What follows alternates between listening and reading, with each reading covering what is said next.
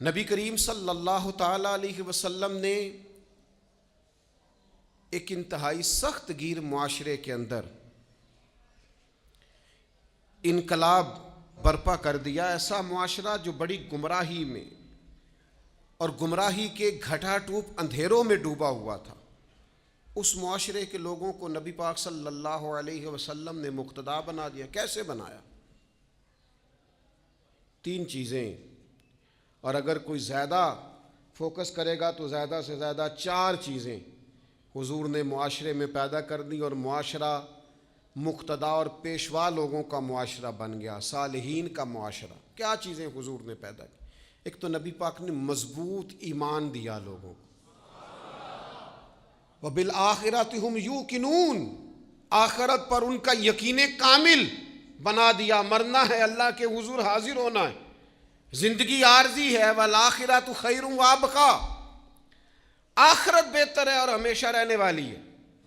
تو نبی پاک علیہ السلام نے مضبوط ایمان لوگوں کے دلوں میں پیدا کیا، اور پھر ساتھ حضور نے انہیں عمل صالح کی طرف مائل کیا۔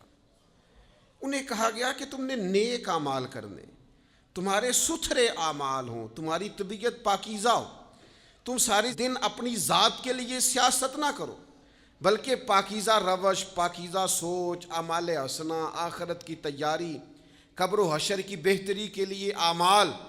اور تیسرا، نبی پاک علیہ السلام نے لوگوں کے دلوں میں خوف الہی پیدا کر دیا۔ اور چوتھا، حضور نے انہیں فکر آخرت سے آشکار کیا۔ ان کو اپنے گھر کی، بچوں کی، روزی کی، رزق کی، مستقبل کی اتنی فکر نہیں تھی جتنی اپنی آخرت کی فکر تھی۔ خوف الہی اور فکر آخرت اتنی بڑی 2 اہم چیزیں ہیں جو انسان کو طاقتور کر دیتی، اور اگر یہ دونوں چیزیں موجود نہ ہوں تو بڑے دینی کام کرنے والے بھی دنیا دار ہوتے ہیں۔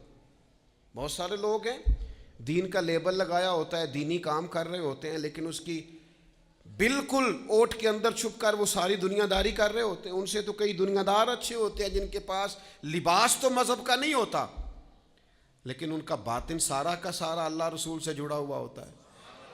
تو ایک تو مضبوط ایمان، دوسرا اعمال حسنہ، تیسرا خوف الہی، چوتھا فکر آخرت۔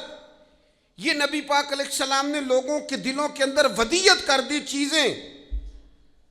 من عمل صالحا من ذکر او انثی فہو مؤمن فلنحیینہ حیاۃ طیبہ، جو بھی تم میں نیک عمل کرے، چاہے مرد ہو چاہے عورت ہو، شرط ایک ہی ہے، ہو مومن۔ فلنحیینہ حیاۃ طیبہ، رب کہتا ہے ہم اسے پاکیزہ زندگی عطا فرما دیں گے۔